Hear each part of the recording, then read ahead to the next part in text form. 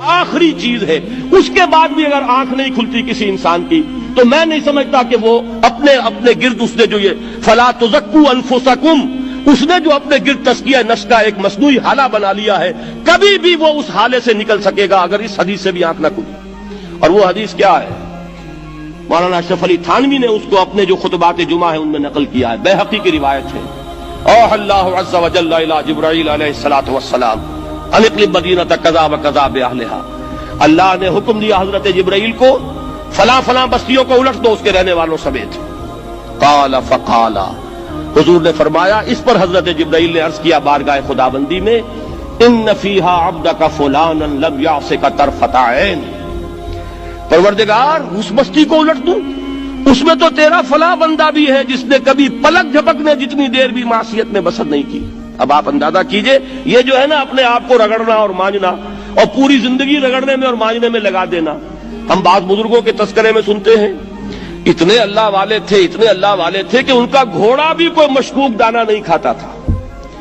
اور وہ خود جو ہے وہ انگریز کی عدالت میں بیٹھے ہوئے اور انگریز کی نوکری کر رہے تھے، طاغوت کی چاکری کر رہے ہیں، انگریز کی ملازمت کر رہے ہیں، انگریز کے قانون کی تنفیذ کے اندر اعلی کار بن رہے ہیں، لیکن ذاتی تقوی اور ذاتی نیکی اور ذاتی للہیت جو ہے اس کا معیار یہ ہے کہ ان کا گھوڑا بھی مشکوک چارہ اور مشکوک کھانا نہیں کھا سکتا۔ یہ ہے وہ عدم توازن، اس کو نوٹ کیجئے گا، جس کو کہ اس حدیث میں محمد الرسول اللہ صلی اللہ علیہ وسلم نے واضح کر دیا کہ حضرت جبرائیل عرض کرتے ہیں کہ اللہ فلاں بستی کو الٹ دوں، اس میں تو تیرا فلاں بندہ بھی ہے جس نے پلک جھپکنے جتنی دیر بھی معصیت میں بسر نہیں کی۔ ذاتی نیکی کا اب اس سے اونچا کوئی مقام کوئی شخص مجھے اگر بتا سکے تو میں اس کا مرید ہو جاؤں گا۔ اس سے اونچا کوئی مقام ہوگا کہ آنکھ جھپکنے جتنی دیر بھی کسی نے معصیت میں بسر نہیں کی، ذاتی نیکی کی معراج۔ لیکن حکم کیا ہوا بارگاہ خداوندی سے؟ قال فقال، حضور نے فرمایا،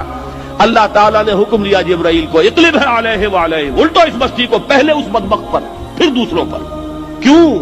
فإن وجہہ لم یتمعر فی ساعۃ قط، اس لیے کہ اس کا چہرہ کبھی میری غیرت میں سرخ نہیں ہوا، اس چہرے کا رنگ نہیں بدلا۔ بے غیرت انسان، بدیاں پھیلتی رہیں، میرے دین کو روندا جاتا رہا، میری شریعت کی دھجیاں بگڑتی رہیں،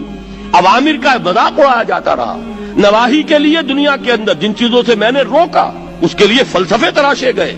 اور یہ لگا رہا مست رکھو ذکر و فکر صبح گاہی میں اسے، یہ سوائے ذاتی اپنے اس اصلاح کے اور ذاتی تقوی کے اور ذاتی نیکی کے اور ذاتی عبادت گزاری کے یہ میدان میں نہیں آیا، اس کا خون نہیں کھولا کبھی، اس کے چہرے کا رنگ متغیر نہیں ہوا، لہذا یہ دوہرا مجرم ہے۔ یہ ہے وہ تصور جو یہاں پر نوٹ کیجئے۔ ہاں، اس کے یہ معنی بھی نہیں ہے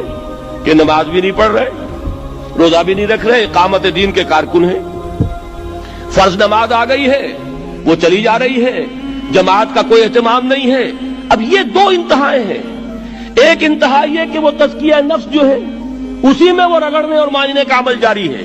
ایک یہ کہ اس کا سرے سے کوئی تعلق ہی نہیں، اپنی ذات سے بحث ہی نہیں۔ وہ کیفیت وہ ہو گئی ہے جو یہود کی آئی ہے قرآن مجید میں کہ تأمرون الناس بالبر وتنسون انفسکم وانتم تتلون الکتاب، کیا تم لوگوں کو نیکی کا حکم دیتے اور اپنے آپ کو بھول جاتے ہو؟ یہ دوسری انتہا ہے۔ پھر وہی بات عرض کروں گا، وہی بال سے زیادہ باریک اور تلوار کی دھار سے زیادہ تیز راستہ ہے جس پہ چلنا ہوگا کہ نہ یہ ہو کہ وہ مبالغہ ہو رہا ہو، اپنی ذاتی اصلاح میں تو مبالغہ کی حد تک آگے جا رہے ہیں، اور دوسرے یہ کہ اپنے دین کی تبلیغ و اشاعت، اقامت دین کی جد و جہد، اس کا کھانا ہی نہیں کھولا زندگی میں، وہ کھاتا ہی نہیں کھلا ہے۔ یہ ایک انتہا ہے۔ دوسری انتہا یہ ہے کہ انسان یہ سمجھے اپنے آپ کو کہ میں تو مجاہد فی سبیل اللہ اور دین کا کارکن اور دین کا میں اللہ کے دین کو قائم کرنے کی جد و جہد کرنے والا ہوں، جبکہ حال یہ ہے